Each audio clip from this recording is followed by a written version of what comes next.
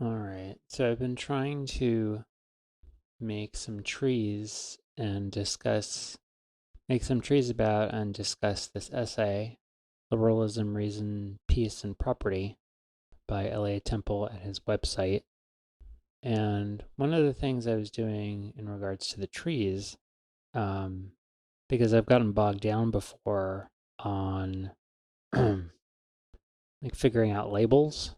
And so what I tried to do is just not worry about the labels too much, just essentially put something reasonable and get through making the tree, focusing sort of on like putting the ideas in structure that seems reasonable and makes sense, as opposed to, oh, am I giving the elements of the structure the correct name? Um, so there's now, since I've been doing a bunch of these, it means that like the labels might not all be on the same theme or represent sort of the same system, but like I think that's fine. Um, so a bit of context is that Elliot's talking about classical liberalism here, and what we would now call classical liberalism. It's one of those things where the meaning has become so corrupted that you need to specify a redundant adjective like laissez-faire capitalism, or maybe, I don't know, individual rights.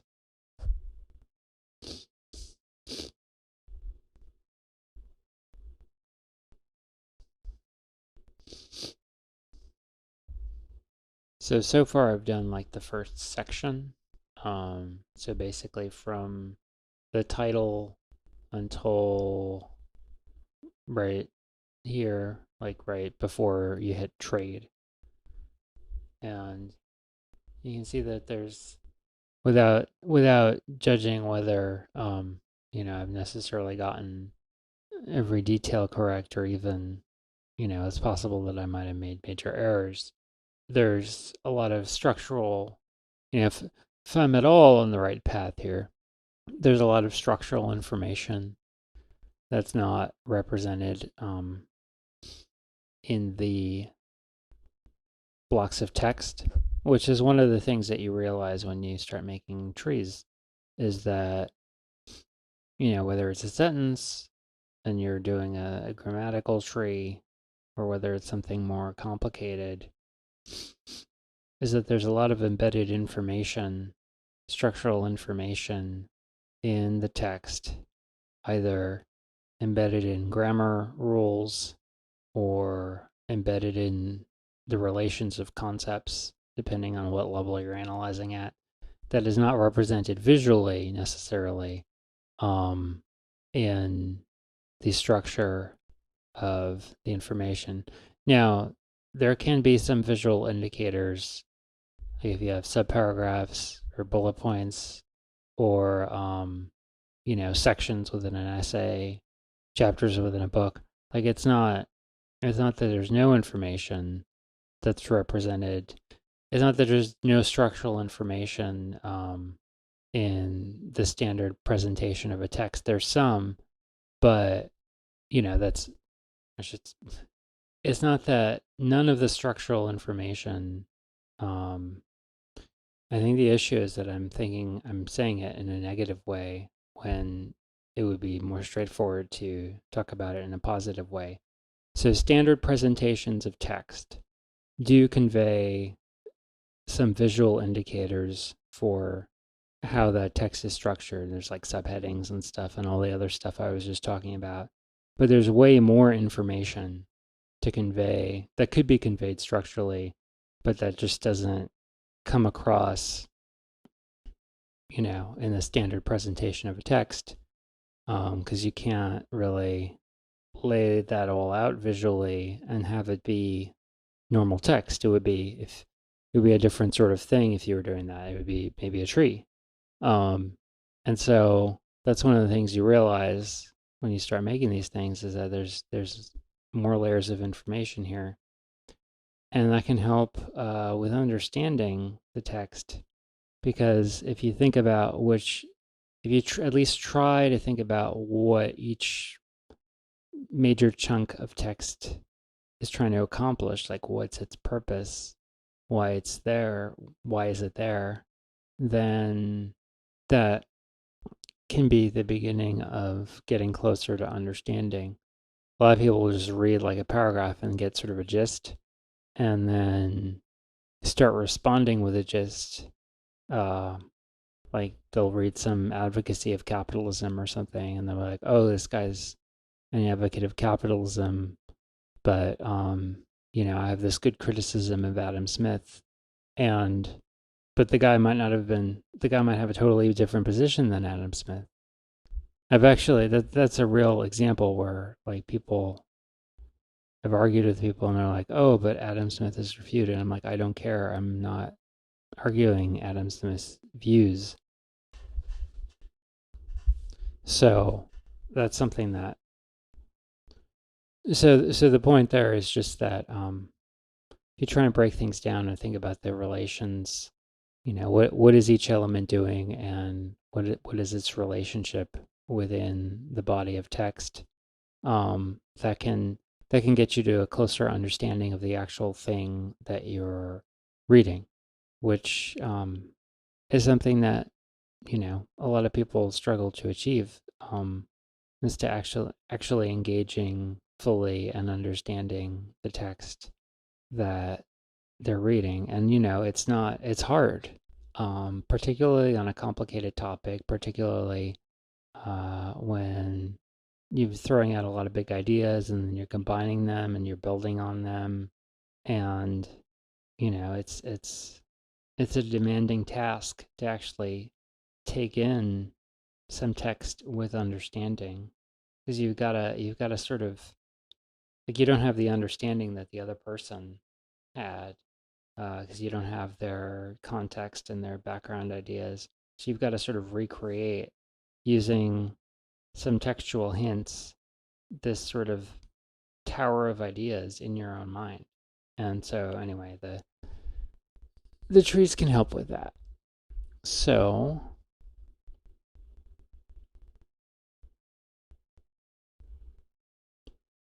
the big thing, so I'll just go through the paragraphs quickly. The first paragraph, the big thing is that Eliot's introducing the idea of liberalism and defining it a bit, and he's setting up a contrast with violence. The liberalism is a social political philosophy favoring reason and life. The archenemy of reason and life is violence. So it's like the polar opposite. And you can see, since we've defined liberalism as favoring reason and life, and its archenemy, then a result of the definition of violence as the archenemy is liberalism seeks peaceful coexistence of men, meaning people.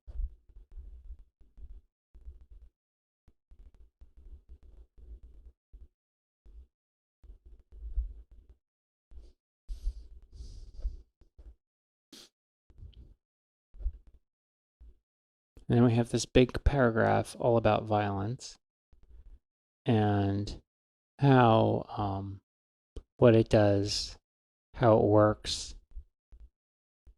what's the nature of violence, when does it come up, and what are the alternatives. And the thing I liked about this paragraph, and I think I mentioned this in a previous video, so it's focusing on, instead of violence, you use persuasion, and men use violence when their ideas aren't powerful enough and they're intolerant of disagreement. So I like that framing of violence as resulting from intolerance. So we started out with liberalism is a social political philosophy favoring reason and life, and then the juxtaposition of that and violence. And then the next paragraph was about violence. And then the next paragraph is about freedoms connecting back to reason and life, fundamentally there are two related freedoms, to think and to live. So, to think is obviously related to reason, and to live is obviously about you live your life, right? And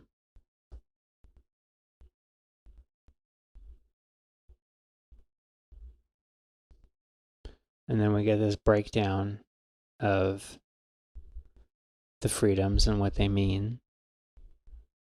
So we get a whole paragraph about that.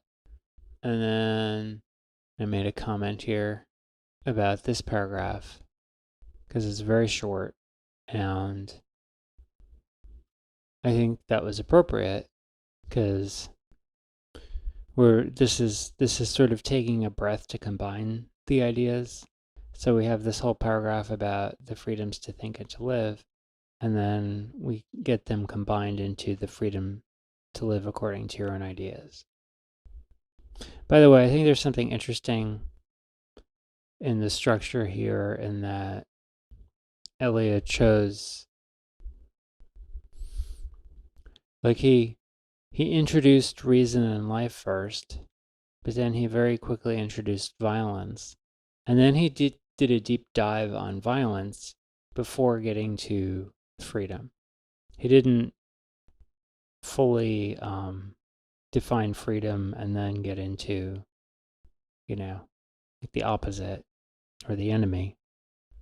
I think either way would have been fine. And I wonder, like, these are, yeah, I think the reason, now that I'm looking at this again, because there's a lot about freedom. Like, let's see. So, freedom. Right. So we don't get back to violence until almost the end of the section. Now you could have like interweave them together too. You could jump back and forth. But yeah, I think introducing violence, given the balance of material on the freedom side, and assuming that Elliot wanted to keep that together, introducing violence and then kind of getting it out of the way and talking about freedom a lot makes sense. So it's interesting.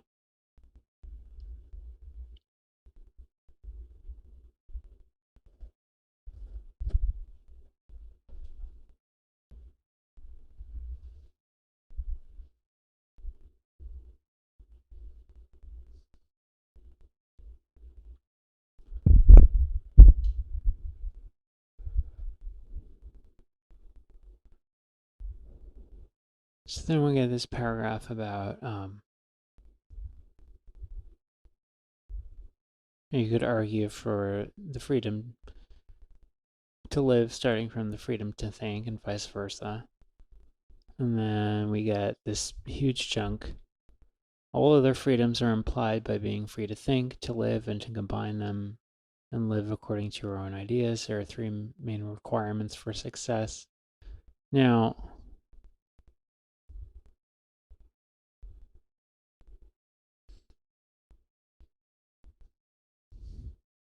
I think the idea here, because it's not fully spelled out, requirements for success for what, but I think the idea is like for actually having these freedoms in reality, for actually implementing them, the freedom to think, to live, and live according to your ideas. I think these are requirements for free control over your body. If you don't have that, you can't enact these freedoms. And Elliot says why. My body is a physical embodiment of my life, and it's the bridge between my mind and reality. My body is necessary for turning ideas into actions. So if you're a slave and you don't have free control over your body, you're not free to live. You're at the arbitrary power of somebody else. Your life and your energy are. You're not free to think. You have to think about whatever task you're being whipped into doing, and any thoughts that are off task are not, they do you any good unless it's related to escaping. Like that's kind of your only, but like if you have a business idea, that's not going to help you in your current situation. And yeah, so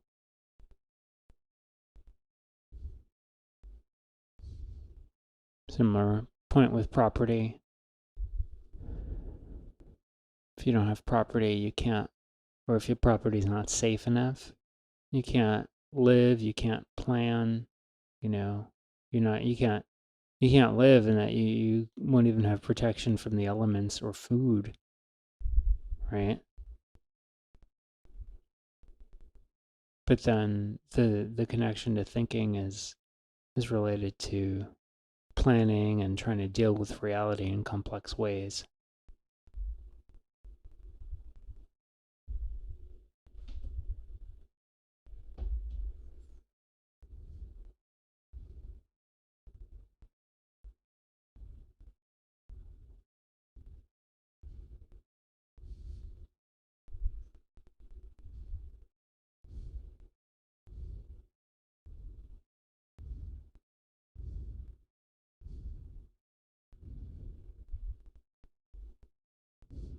And then I thought this point was interesting because it's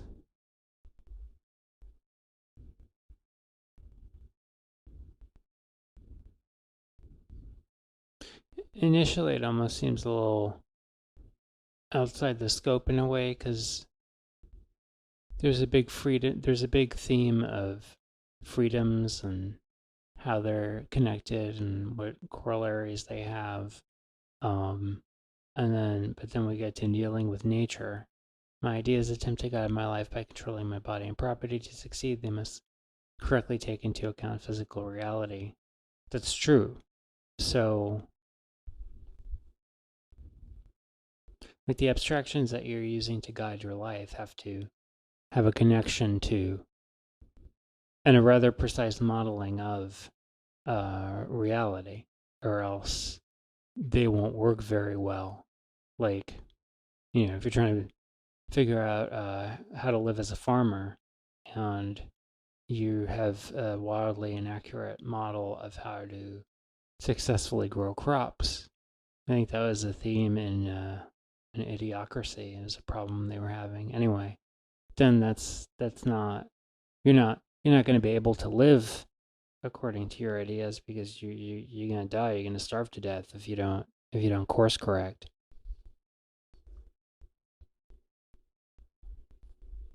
So when I live according to my ideas, then my ideas determine how I use my body and property, how I deal with nature. My fate is then in my own hands. All right, I put the last three little paragraphs next to each other here. Yeah, these were pretty straightforward.